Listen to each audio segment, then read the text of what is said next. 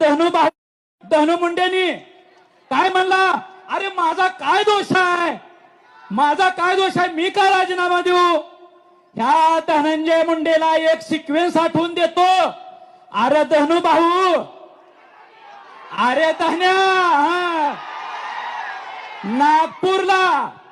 नागपूरला ह्या धन्यानं काय म्हणला, पत्रकारांनी प्रश्न केला कुणाला, धनुला.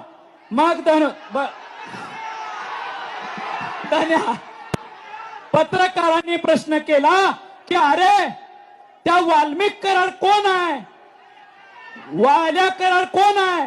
तर धनंजय मुंडे मला माझा खास माणूस आहे, वाल्मिक कराड माझा माणूस आहे, खास माणूस आहे.